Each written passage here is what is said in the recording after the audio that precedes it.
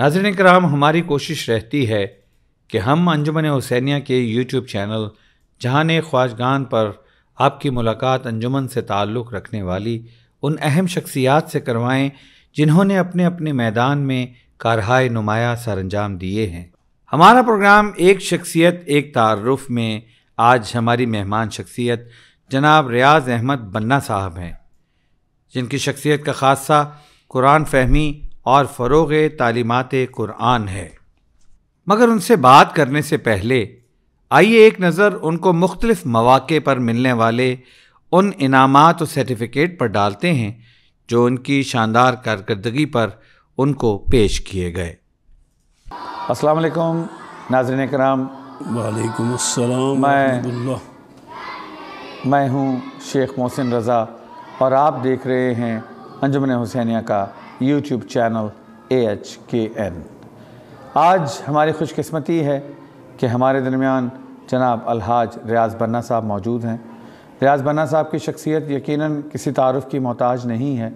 قرآن اور قرآنی تعلیمات اور قرآن کی ترویج اور قرآنی جو آیات ہیں ان کے فروغ میں ماشاءاللہ اپنا بڑا خوبصورت کردار ادا کرتے آ رہے ہیں۔ انجمن حسینیہ کی مجالس و محافل میں نظامت کے فرائض بھی سر انجام دیتے ہیں اور سورہ یاسین کی تلاوت بھی کرتے ہیں ماشاءاللہ، سورہ رحمان، سورہ الملک کی انجمن حسینیہ کی اکثر محافل میں ماشاءاللہ آغاز تلاوت قرآن مجید سے فرماتے ہیں۔ بہت ہی پیاری اور بہت ہی دلچسپ شخصیت کے مالک ہیں ماشاءاللہ، اپنی زندگی میں بہت سے حالات و واقعات کا سامنا کر چکے ہیں۔ آج انجمن حسینیہ خواجگان ناروالی کے اس پلیٹ فارم سے AHKN ٹیلی ویژن سے ہماری خوش قسمتی ہے کہ ہمارے درمیان موجود ہیں۔ ان کی تھوڑی سی آٹو بایوگرافی کے حوالے سے آج ہم کچھ گفتگو کریں گے۔ حاج صاحب کا بچپنا، ولادت سے لے کر بچپن سے لے کر لڑکپن، پھر جوانی اور پھر وہ ایج جس میں حاج صاحب جو ہیں ماشاءاللہ بزنس میں آئے، اور اس کے بعد قرآنی معاملات، اور اس کے بعد اب تک کی زندگی حج و زیارات کے حوالے سے ماشاءاللہ بہت وسیع تجربہ رکھتے ہیں۔ اپنا ایک کاروان گزشتہ کئی دہائیوں سے لے کر جا رہے ہیں ماشاءاللہ سرزمین حجاز پر۔ آئیے ہم پروگرام کا آغاز کرتے ہیں۔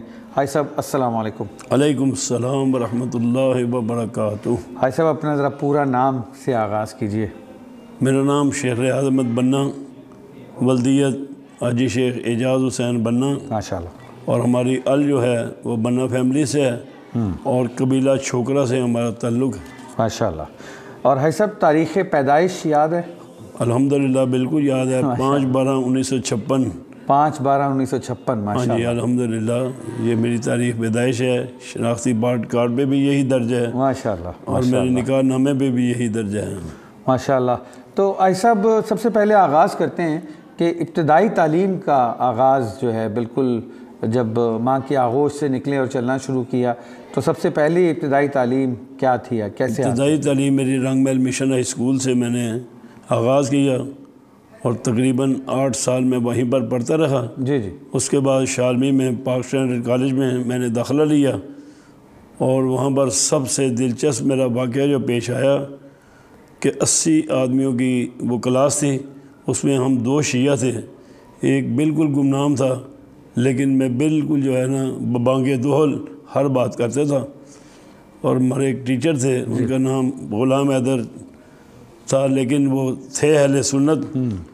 ایک مرتبہ انہوں نے جناب حضرت ابو طالب کے اوپر لیکچر شروع کیا تو وہیں سے ان کا میرے ساتھ ٹکراؤ ہوا۔ انہوں نے کہا جی انہوں نے بہت سی خدمات انجام دی لیکن افسوس کہ وہ مسلمان نہیں ہوئے۔ میں اٹھ کے کھڑا ہو گیا، ابھی زیادہ سے زیادہ میری عمر 14 سال تھی، تو میں نے کھڑے ہو کر ان کا مقابلہ کیا۔ میں نے کہا جو آپ کے ہاتھ میں کتاب ہے اس کے اوپر ایک چیپٹر ہے حضرت ابو طالب علیہ السلام کا، تو یہ کتاب لکھی کس نے ہے؟ کہتے یہ علامہ علاء الدین صدیقی نے۔ میں کہا وہ شیعہ تھے یا سنی؟ کہتے وہ تو سنی ہیں۔ تو میں کہا انہوں نے اپنی کتاب کے صفحہ نمبر 25 پر حضرت ابو طالب علیہ السلام کا یعنی جو نکاح نامہ ہے وہ انہوں نے پیش کیا۔ میں نے کہا حضور کا نکاح پڑھایا حضرت ابو طالب نے، تو یہ کیسے ممکن ہے کہ غیر مسلم جو ہے وہ مسلمان کا نکاح پڑھائے، اور وہ خاتم الانبیاء محمد مصطفیٰ صلی اللہ علیہ وسلم کا۔ تو انہوں نے میرے ساتھ سخت الفاظ استعمال کیے، تو میں نے اس سے بھی زیادہ سخت الفاظ ان کے لیے استعمال کیے۔ بہرحال میں یہاں کوٹ نہیں کرنا چاہتا، تو انہوں نے کہا تمہارے پاس اس کا کوئی ثبوت ہے؟ میں کہ جی الحمدللہ میرے پاس ایک کتاب ہے، علامہ عبداللہ الخنیزی کی لکھی ہوئی ہے، وہ سعودی عرب کے عالم دین تھے، اور انہوں نے یہ کتاب لکھی ہے، اور اس کتاب کی ہیڈنگ جو ہے وہ مومن قریش یعنی ابو طالب علیہ السلام۔ جی جی۔ تو انہوں نے کہا تمہارے پاس وہ کتاب ہے، مجھے وہ کتاب دو، میں پڑھوں گا۔ میں نے اگلے دن ان کو کتاب لا کے دی، 2 دن کے بعد انہوں نے سارا مطالعہ کیا، اور 80 لڑکوں کی جماعت میں انہوں نے ہاتھ جوڑ کر میرے سے معافی مانگی۔ انہوں نے کہا کہ الحمدللہ آپ کا مطالعہ بہت وسیع ہے، اور آئندہ میں ایسی جسارت نہیں کروں گا کہ سرکار دو عالم کے چچا جان کے بارے میں نے ایسے لفظ کہے، میں زندگی میں ایسی کوتاہی نہیں کروں گا۔ صحیح صحیح، ماشاءاللہ حاجی صاحب، مطلب آغاز تعلیم میں ہی آپ کا جو مطالعہ کا شغف تھا وہ بہت اچھا تھا۔ یقیناً یہ مطالعے کا شوق ہی ہے جو انسان میں علم کی جستجو پیدا کرتا ہے، علم کی طلب پیدا کرتا ہے، اور پھر ابواب علم کھلتے چلے جاتے ہیں۔ تو ہم قربان جائیں مدینۃ العلم سے، جو سرکار دو عالم سے ایک باب لیتے تھے اور اسے 1000 باب کھول لیتے تھے۔ الحمدللہ۔ تو ہم انہیں اپنے آقا و مولا امام علیہ السلام کے ماننے والے ہیں۔ میں نے یہ بات اپنے اساتذہ کو بتائی، انہوں نے بہت خوشی کا اظہار کیا، انہوں نے کہا الحمدللہ تم نے بہت فاتحانہ انداز میں بات کی ہے۔ سبحان اللہ۔ خدا کے فضل سے بس اس کے بعد میرا بحر کھلتا گیا، جی جی، اور میں اس میں انوالو ہوتا گیا۔ میں نے تمام کتابوں کے مطالعے کیے، تو اللہ تعالیٰ نے مجھے یہ شرف دیا کہ میرے والدین نے سب سے پہلے مجھے امام بارگاہ خواجگاہ ناروالی میں مولانا سید مرتضیٰ حسین صاحب کے پاس شاگرد بٹھایا۔ ماشاءاللہ۔ الحمدللہ سارا قرآن پاک میں نے ان سے پڑھا، اور اس کے بعد میں امامیہ قرات کالج میں بھی جانا شروع کر دیا۔ وہاں سے میں نے قاری رضوان صاحب کے در دولت پر بھی جانا شروع کیا، امامیہ دارالتجوید میں، اور میرا سارا ٹائم جو ہے وہ قرآن خوانی میں اور قرآن فہمی میں گزرتا تھا۔ سبحان اللہ۔ اور الحمدللہ میں نے اپنی زندگی کے تقریباً 40 سال لوگوں کو قرآن پڑھانے میں گزارے۔ ماشاءاللہ۔ اس کے بعد قاری محمود صاحب ہمارے استاد تھے، انہوں نے کہا جی کہ میں اب قلعہ لچمن سنگھ چلا گیا ہوں، میرے لیے آنا بہت مشکل ہے وہاں سے، تو آپ یہ سنبھالیں، سیٹ جو ہے نا یہ آپ نے سنبھالی ہے۔ اس وقت الحمدللہ آغا حسن موسی صاحب بھی زندہ تھے، آغا علی صاحب بھی زندہ تھے، وہ بھی ہمارے دور قرآن میں بیٹھتے تھے اور ہمارے دور قرآن کی زینت بنتے تھے۔ انہوں نے بھی قرآن پاک سنا اور بڑے معزوز ہوئے، خوش ہوئے کہ یار آپ تو بہت ہی اچھا پڑھتے ہیں ماشاءاللہ۔ ماشاءاللہ۔ تو اسی طرح ایک مرتبہ حاجی محمد حسین استاد صاحب، جن کے ہم کہتے ہیں رضوان والے، ان کے در دولت پر ہم گئے، تو وہاں پر 6 اساتذہ بیٹھے ہوئے تھے۔ ان میں باؤ کرم حسین پٹوئی صاحب، باؤ نذیر حسین جعفری صاحب، حکیم محمد شریف صاحب، حکیم محمد شفیع صاحب، قاری بشیر بٹالوی صاحب، ایسے متدین لوگ بیٹھے تھے۔ تو انہوں نے کہا جی آج ہم فیصلہ کریں گے کہ ہم نے ان کو استاد بنانا ہے۔ صحیح۔ تو الحمدللہ میں اس دن نکر پہن کے گیا ہوا تھا۔ انہوں نے کہا بیٹا کل سے آپ نے نکر نہیں پہننی، بلکہ آپ یا پجامہ پہنیں یا شلوار قمیض میں آئیں، یہ قرآن پاک کے تقدس کے خلاف ہے، ہم نے آپ کو آج استاد مقرر کر دیا ہے۔ بس ہم نے اس کے ساتھ پھر دور قرآن کے ساتھ اعتکاف کا پروگرام شروع کیا۔ تقریباً 20 سال جو ہے نا مسجد کشمیریہ میں میں خود اعتکاف میں بیٹھتا رہا، اور جتنی نوجوان نسل تھی نا ان کو ہم نے تقلید سے لے کر غسل جنابت سے لے کر ہر قسم کے مسائل شرعی جو ہے نا وہ بتائیں، جو مسائل بتانے شروع کر وہ اس لیے کہ نہ ماں باپ گھر میں شرم کے مارے بتاتے تھے، نہ ہمارے مولانا صاحبان جو ہیں ان میں بھی کوئی اتنا ٹیلنٹ تھا کہ وہ بتائیں ان کو۔ تو ان کو پورے طریقے سے ان کو سمجھانا کہ کس طرح غسل واجب ہوتا ہے، کیا ہوتا ہے، کیا نہیں ہوتا ہے۔ تو وہ الحمدللہ ہم نے ایسی تربیت کی کہ وہ اگلی نسلوں تک جو ہے نا وہ تربیت جا رہی۔ اب یہاں دور قرآن میں ہمارے پاس الحمدللہ ایسے لوگ بھی ہیں جن کے باپ اور جن کے دادا وہ بھی ہمارے شاگردوں میں شامل ہیں، یعنی پہلے دادا شامل تھا، پھر باپ شامل ہوا، پھر بیٹے شامل ہو گئے، اور الحمدللہ اب آگے نئی نسل بھی شامل ہو رہی ہے۔ چوتھی نسل جو ہے جی الحمدللہ اللہ کے فضل سے متمسک ہو رہی ہے، اور دین شناسی ان کو اسی طرح سکھائی، مطلب کہ تقلید کے مسائل سب سے زیادہ ضروری ہیں، غسل جنابت کے مسائل۔ یہ جب ہم حج کا سلسلہ شروع کیا 92 میں، پہلا حج کیا میں نے، تو سب سے پہلا ہمارا کام یہ ہوتا تھا، وہ یہ ہوتا تھا کہ لوگوں کو ان شرعی مسائل سے آگاہی دیں۔ جب تک یہ مسائل ان کو نہیں آئیں گے اس وقت تک جو ہے نا ان میں شعور بیدار نہیں ہوگا، اور نہ ہی وہ حج ہو سکتا ہے، نہ ان کا عمرہ ہو سکتا بے ہے، شک، بالکل، کوئی ایسی چیز جو ہے نہیں ہو سکتی۔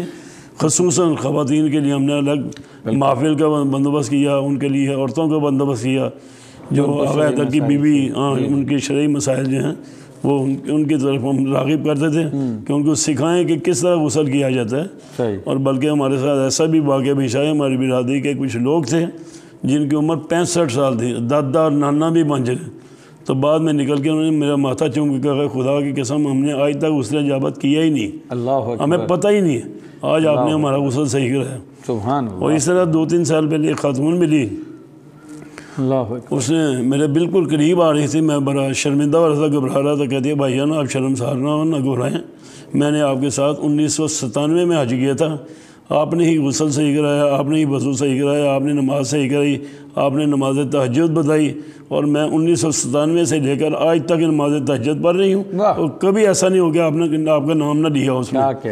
چلو اللہ تعالیٰ، یعنی الحمدللہ ہماری قوم کو جو ہے نا ضرورت ہے اس بات کی کہ ان کو شرعی مسائل جو ہیں نا وہ بتائے جائیں، ان سے آگاہ کیا جائے۔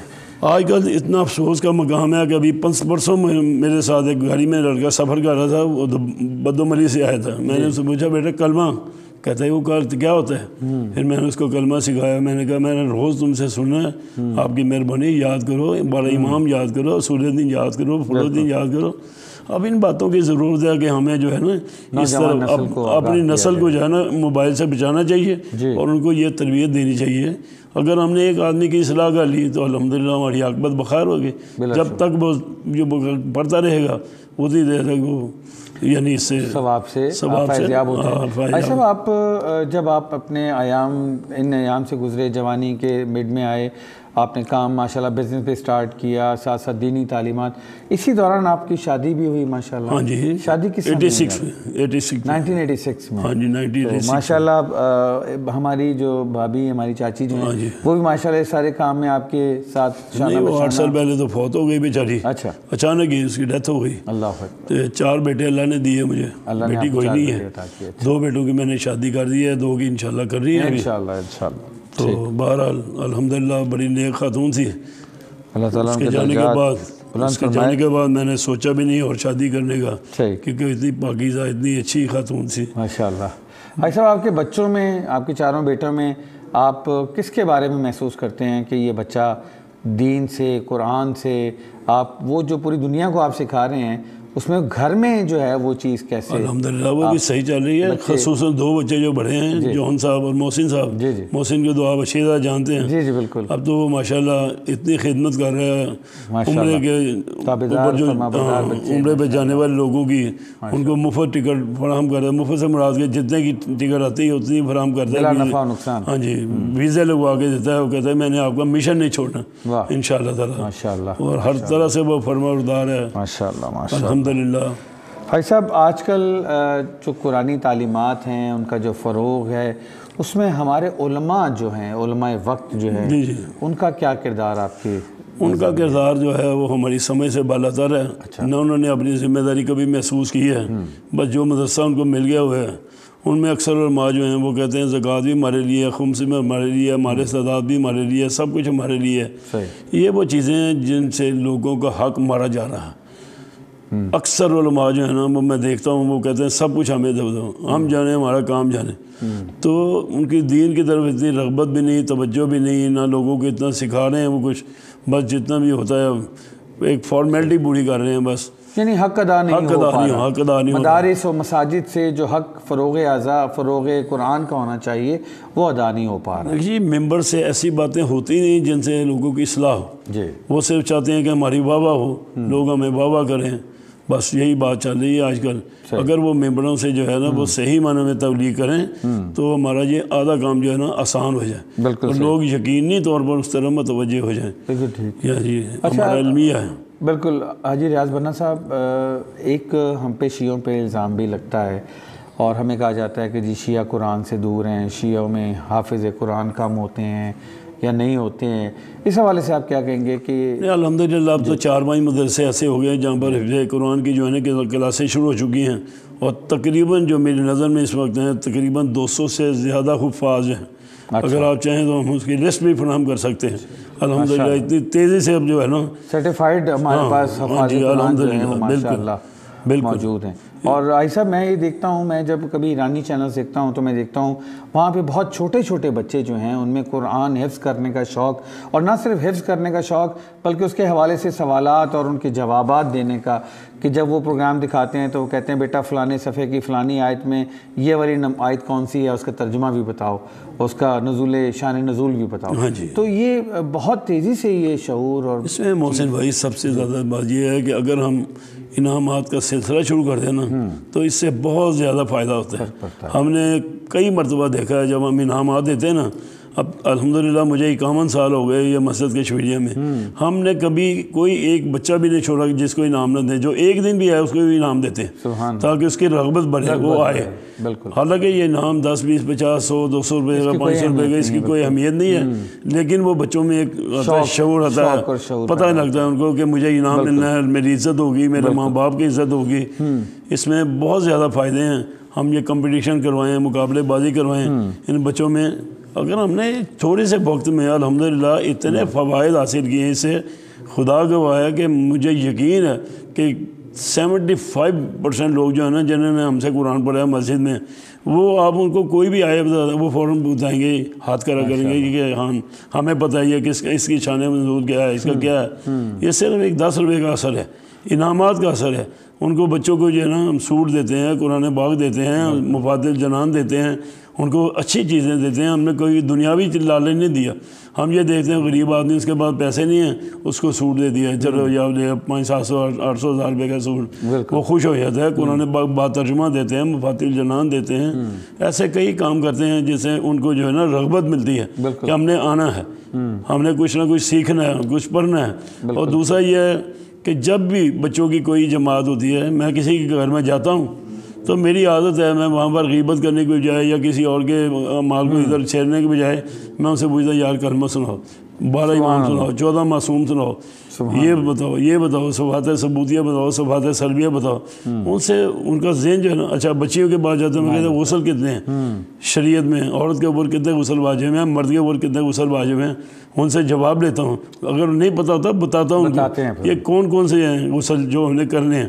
تو اللہ کا شکر ہے اس سے ماشاءاللہ جی آپ چلتی پھرتی ایک دینی ڈائریکٹر ہی ہیں. نہیں خدا کا شکر ہے، مجھے فخر ہوتا ہے جب بچے یاد رہتے ہیں. جی ابھی آپ کو میں بتاتا ہوں، یہ ابھی اتوار والے دن وہ جو یہاں ہمارے پاس علی ہے، علی گوہر جو ہے، جو ان کے عمران وغیرہ سے ساتھ بیٹھتا تھا، گارمنٹس کا کام کرتا ہے. تو اس کی بیوی مجھے ملی، کہتی ہے بھائیان جب سے آپ سے حج کیا میں نے تہجد نہیں چھوڑی، میں نے یہ نہیں چھوڑا. خوشی ہوتی ہے اس بات کی جب ہم ان کو ایسا لیکچر دیں گے، ایسی باتیں بتائیں گے. حدیث قصہ کے بارے میں بتاتے ہیں، ہم گھروں میں پڑھتے ہیں. کیوں پڑھتے ہیں؟ اس کا کیا فائدہ ہے ہمیں؟ یہ بتاؤ کیوں بی بی نے اس میں کیا درس دیا ہمیں. پھر ہم بتاتے ہیں ان کو کہ آداب بتائے ہیں کہ باپ کے ساتھ بیٹی کا بولنے کا طریقہ، بھائی کے ساتھ بھائی کا، بیٹی کے ساتھ بیٹے کا، یہ سارے طریقے بی بی نے بتائے ہیں. پھر آخر میں یہ بتایا ہے کہ اس کے پڑھنے کا فائدہ کیا ہے.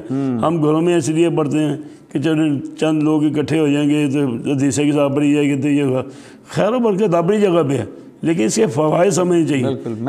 میسیج ان کو جب تک میسیج نہیں، ہاں جی پیغام کیا جب ان کو بتائیں گے ان کو پتہ چلے گا، پھر اس کے بعد وہ رغبت کے ساتھ پڑھیں گے. اسی طرح ہم ان کو بتاتے ہیں کہ یہ صورت پڑھیں تو آپ کا حشر و نشر امام حسین کے ساتھ ہوگا، یہ صورت پڑھیں گے آپ کو یہ فائدہ ملے گا، یہ صورت پڑھیں گے آپ کا رزق اضافہ ہوگا.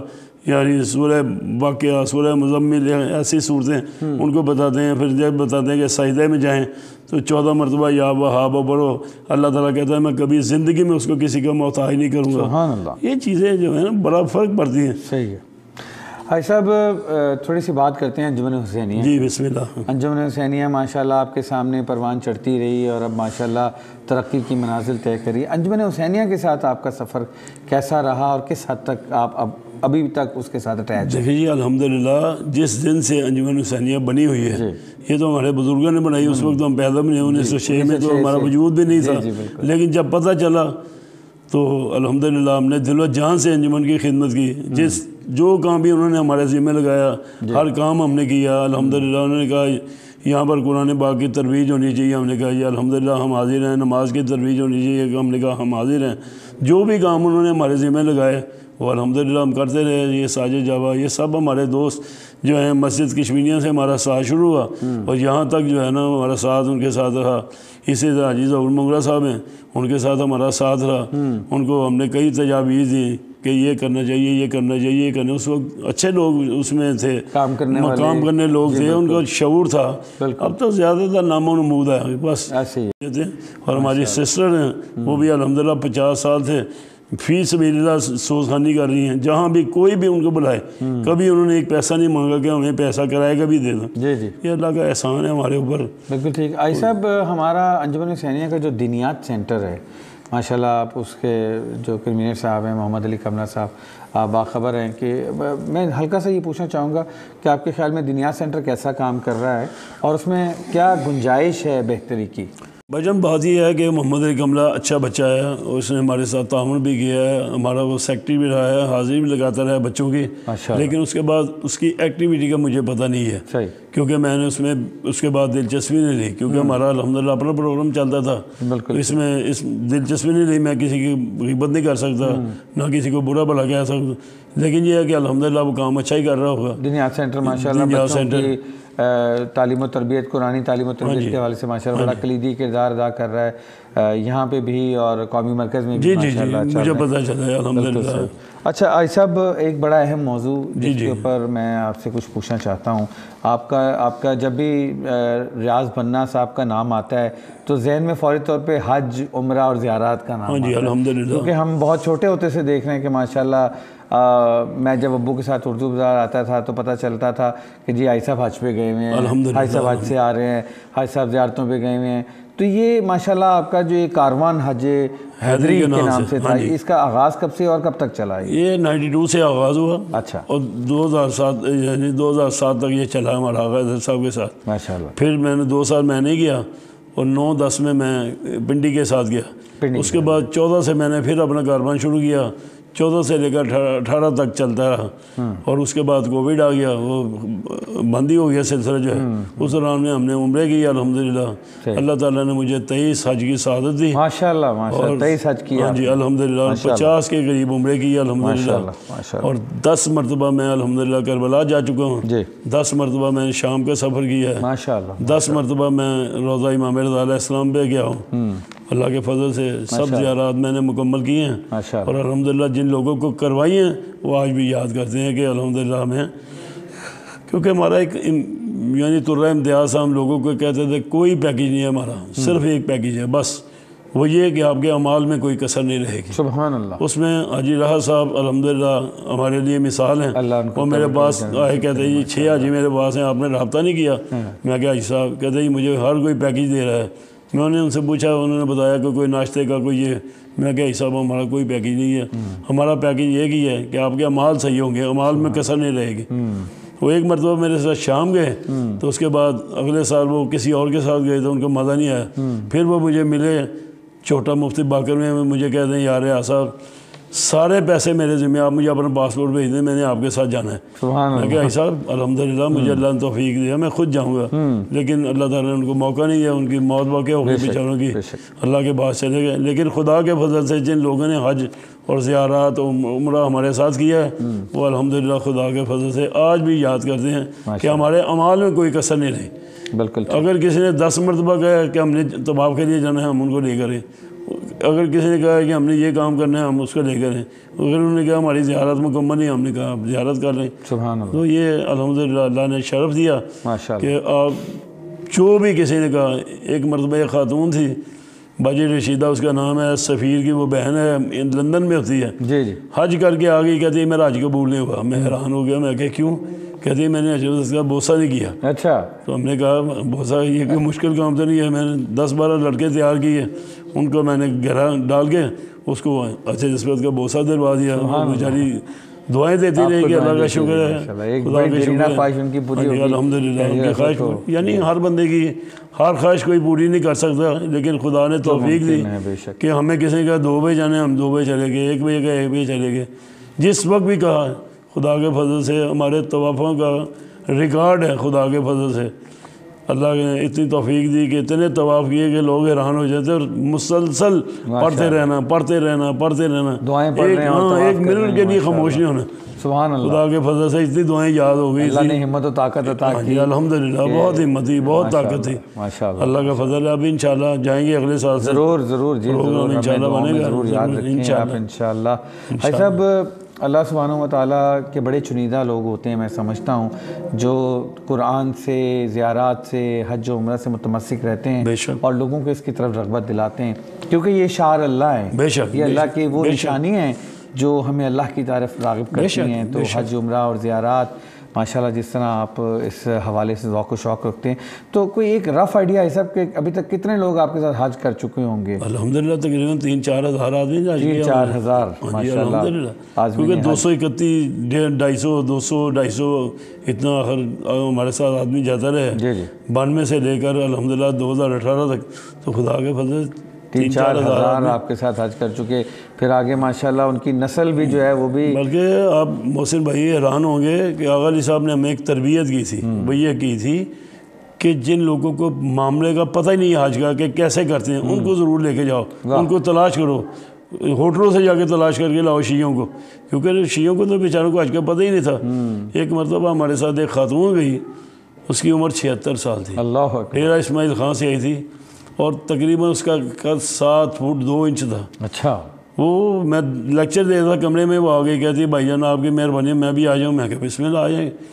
تو جب اس نے حج کر لیا، آپ بڑے خوش ہوں گے اس بات سے کہ اس نے سارے مجمع میں کھڑے ہو کر کہا کہ میری دادی زہرا روز محشر ہوگا، اللہ میں آپ سے فریاد کروں گی مجھے بخشو نہ بخشو، اس بچے کو بخشو، اس نے مجھے حج کروا دیا. سبحان اللہ. اس سے بڑھ کے کیا میں نے مانگا تھا کہ بی بی مجھے ایسا آدمی دو جو مجھے صحیح حج کروا دے. سبحان اللہ. تو آپ نے مجھے وہ آدمی دے دیا.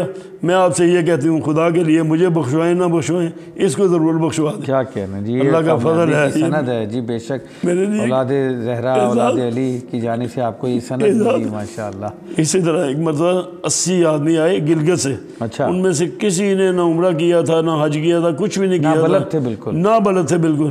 انہوں نے خانہ کعبہ میں دعا کی خدا بند عالم آغا حیدر کو ملا دو. اتفاق سے آغا حیدر ان کو مل گئے. سبحان اللہ. آغا حیدر سے وہ ملے تو کہتے ہیں، آغا صاحب کہتے ہیں میری تو آواز ہی نہیں ہے، میں تو کروا ہی نہیں سکتا.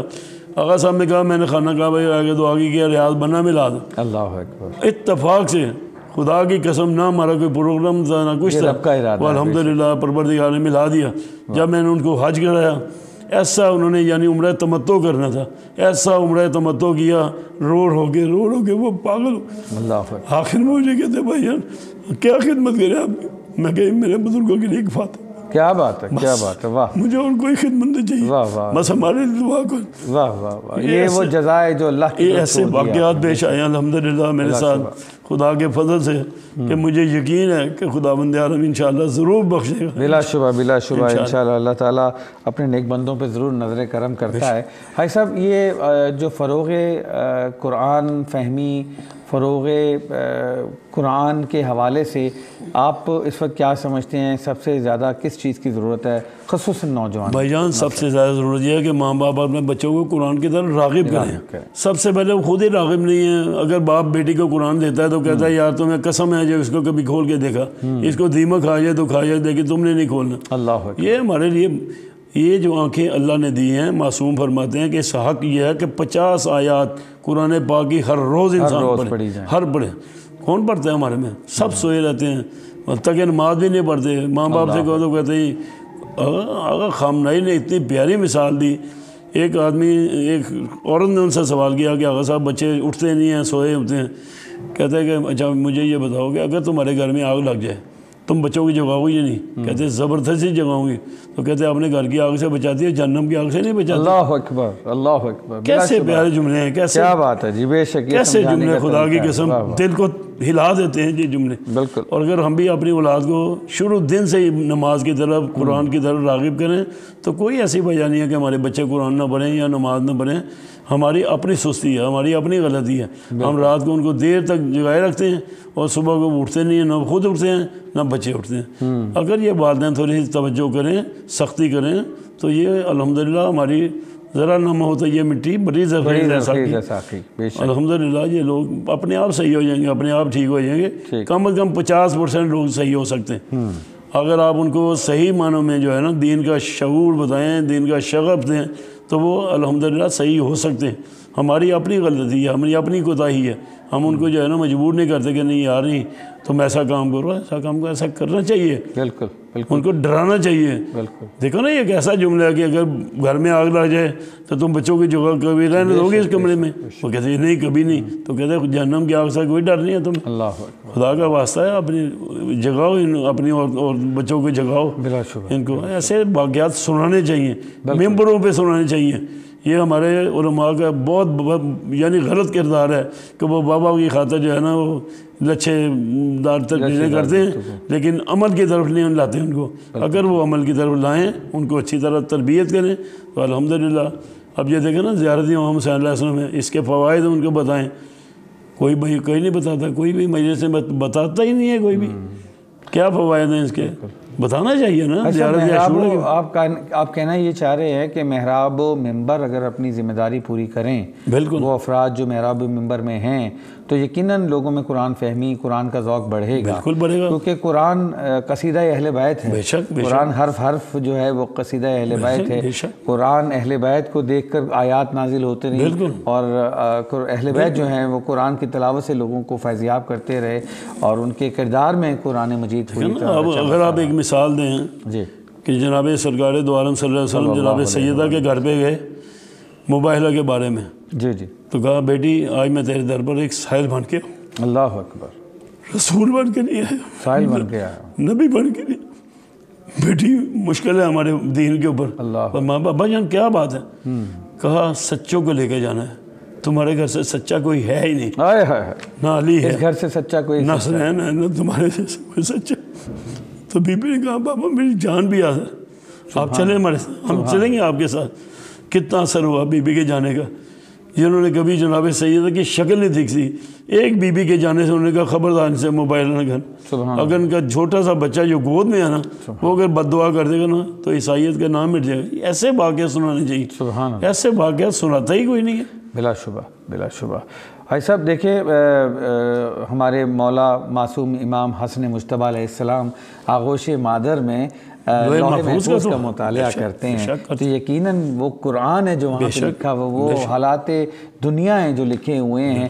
تو ہمارے معصومین علیہ السلام نے جہنم کی آگ سے بچانے کا اہتمام اور انتظام قرآن کی صورت میں کیا جو آج بھی ایک زندہ معجزہ ہے، اور ہم ان کا ذکر کر کے قرآن کا ذکر کر کے فیضیاب ہو رہے ہیں. تو بلا شبہ یہ میں یہی سمجھتا ہوں آج کا جو مین پیغام حاج صاحب کا بھی ہے اور میں بھی یہی کہنا چاہوں گا کہ والدین اپنے بچوں کی تربیت سب سے پہلے خود تربیت یافتہ ہوں.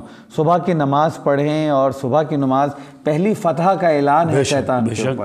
تو جب آپ پہلی فتح حاصل کریں گے تو انشاءاللہ فتح حاصل کرتے چلے جائیں گے. تو یہی عائشہ صاحب کا اعلان ہے. عائشہ صاحب یہ کہتے ہیں کہ ہمارے علماء کا کردار جو ہے وہ ممبر پہ یہی ہونا چاہیے. جی ہاں بالکل. یعنی اگر علماء جو ہے نا ممبر پہ کردار ادا کریں گے، جو والدین سنیں گے وہ جا کے یقیناً اپنے بچوں کو بتائیں گے کہ بھائی ہم آج یہ سن کر آئے ہیں، یہ سن کے آئے ہیں، یہ سن کے آئے ہیں. تو ان کو شعور بیدار ہوگا کہ ہمیں بھی نماز پڑھنی چاہیے، ہمیں بھی قرآن پاک پڑھنا چاہیے، ہمیں بھی آل محمد کی طرف جو ہے نا رغبت کرنی چاہیے. یہ انہوں نے عجیب مزاج بنا لیا، گانے کی طرز پہ قصیدے بنا لیے اور جناب وہ چھوڑو گوگا سے نوحے پڑھنا شروع کر دیے، عورتوں کو پڑھانا شروع کر دیا.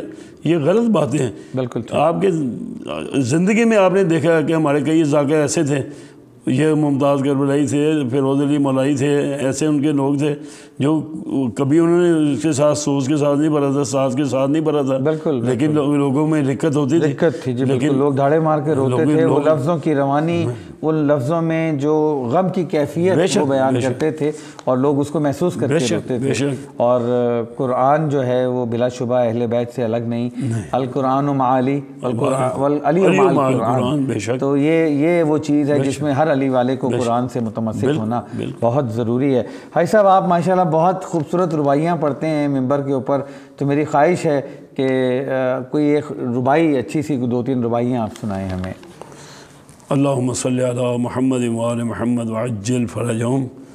سیدوں کے کارواں کی حد منزل بھی بطول، واہ سبحان اللہ، محفل زیر کے میں صدر محفل بھی بطول، سبحان اللہ، اور باپ کے وقزے کی خاطر صرف سائل بھی بطول، پنج تن میں تھی نصارہ کے مقابل بھی بطول، سبحان اللہ، بے شک، بذات و منی گواہ روح پیمبر ایک ہے، ہو گیا ثابت رسول اللہ کی دختر ایک ہے، اور مریم بھی ان سے کم ہے، مسیحا سے پوچھ لو، آدھا بھی مرتبہ نہیں سارا سے پوچھ لو، سبحان اللہ، اپنوں کا کیا ہے تذکرہ آدھا سے پوچھ لو، اور جاؤ مباہلہ میں نصارہ سے پوچھ لو، زہرا سی عورتیں ہیں نہ حیدر سے مرد ہیں، واہ، ختم الرسول کے بعد یہ زوجین فرد ہیں۔ بھائی صاحب آپ نے ماشاءاللہ آج بہت ہی عمدہ، بہت ہی اچھی، بہت ہی کارآمد، بہت ہی مفید گفتگو کی ہے قرآن فہمی کے حوالے سے، انجمن حسینیہ کے حوالے سے، آپ کی جو زندگی کے مختلف ادوار گزرے اس کے حوالے سے بہت ہی عمدہ گفتگو کی ہے۔